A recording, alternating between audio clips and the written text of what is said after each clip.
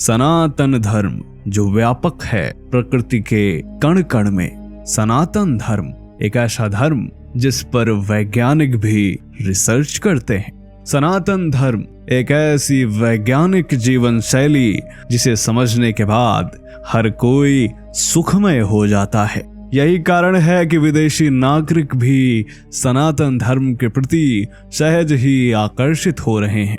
आजकल America, Britain, Saudi अरब और UAE जैसे देश भी सनातन धर्म का महत्व अच्छे से समझने लगे हैं। इसके अलावा रूस में तो हिंदू धर्म का प्रभाव लगातार बढ़ रहा है। वहां के नागरिक ही नहीं, सरकारी कर्मचारी भी सनातन धर्म का गुणगान कर रहे हैं। रूस की सेना में भी हिंदू धर्म का प्रभाव लगातार बढ़ रहा है। जैसा कि आप सब जानते ही हैं कि पिछले 11 महीने से रूस और यूक्रेन के बीच लगातार युद्ध चल रहा है। मीडिया लगातार वहां कवरेज कर रही है। इसी कड़ी में TV9 भारतवर्ष के पत्रकार मनीष झा ने रूसी कमांडर सहित कुछ अन्य लोगों से बातचीत की और इस बातचीत में जो पता चला वह बेहद हैरान करने वाला था।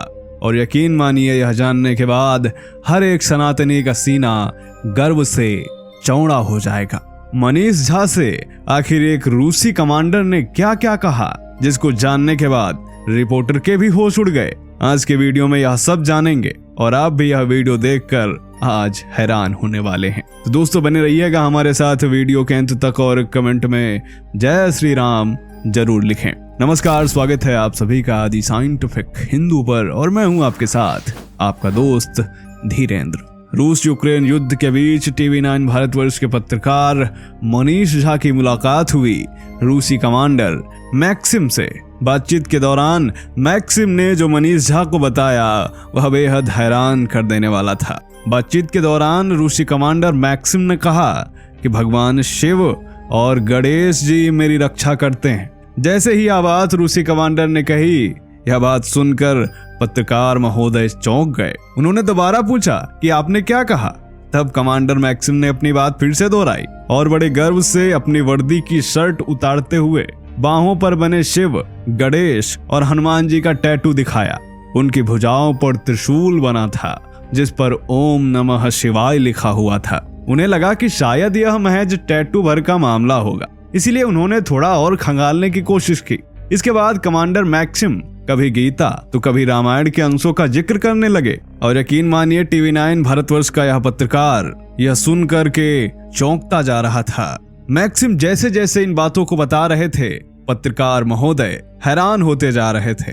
इसके बाद पत्रकार ने विषय को बदलते हुए उनसे पूछा कि आप अपने यूनिट के सैनिकों का मनोबल बढ़ाने के लिए क्या क्या करते हैं, क्योंकि आप कमांडर हैं। तब मैक्सिम ने जो जवाब दिया वह उन्हें और भी आश्चर्यचकित कर देने वाला था। मैक्सिम ने बताया कि वो अपने यूनिट के जवानों से कहते हैं कि गौ माता तुम्हारी रक्षा करेगी, तुम बीफ मत खाओ। अगर तुम गौमांस नहीं खाओगे तो गौ माता की कृपा से तुम्हारे सैन्य ठिकाने के ऊपर कभी रॉकेट आकर नहीं गिरेगा। कमांडर मैक्सिम ने आगे कहा कि युद्ध जीतने के बाद वह भारत आएंगे, क्योंकि भारत से उनका गहरा लगाव है। युद्ध में हमारी जीत अवश्य होगी, क्योंकि भगवान श्री कृष्ण कहते हैं कि जिनके साथ धर्म है उसी की जीत होती है। पत्रकार मनीष झा को लगा कि रूस में ऐसे लोग गिने चुने होंगे जो सनातन धर्म का इतना सम्मान करते होंगे, परंतु 4 महीने प्रवास के दौरान उनका अनुभव आश्चर्यचकित करने वाला था।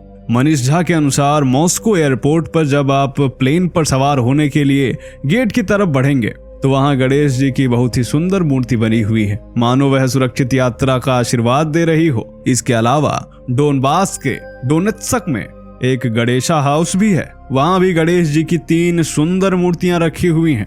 डोनेत्स्क की रहने वाली तान्या नामक लड़की ने उन्हें बताया कि शहर में हो रही रोजाना बमबारी के बीच एक सुखद आश्चर्य यह है कि गणेशा हाउस के ऊपर कभी भी कोई रॉकेट या बम नहीं गिरा और यह सभी स्थानीय रूसी नागरिकों के लिए बेहद चौंकाने वाला था। तान्या की मां ने बताया कि वो रामायण, महाभारत और गीता का नियमित रूप से अध्ययन करती हैं। इसी तरह उनकी मुलाकात हसन नामक एक मुस्लिम से भी हुई।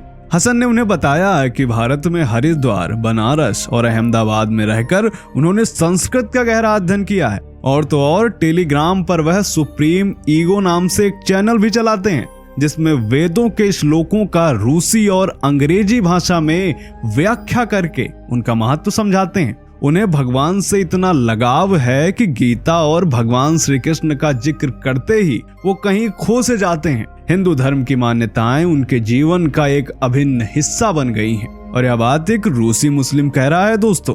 पत्रकार मनीष झा के मुताबिक वर्ष 2012 में हुई रूसी जनगणना के अनुसार रूस में हिंदुओं की आधिकारिक संख्या 1,40,000 है, जो कि रूस की कुल आबादी के हिसाब से महज 0.1% ही है। इनमें ज्यादातर इस्कॉन के अनुयायी हैं। रूस में इस्कॉन के 120 से भी अधिक सेंटर हैं।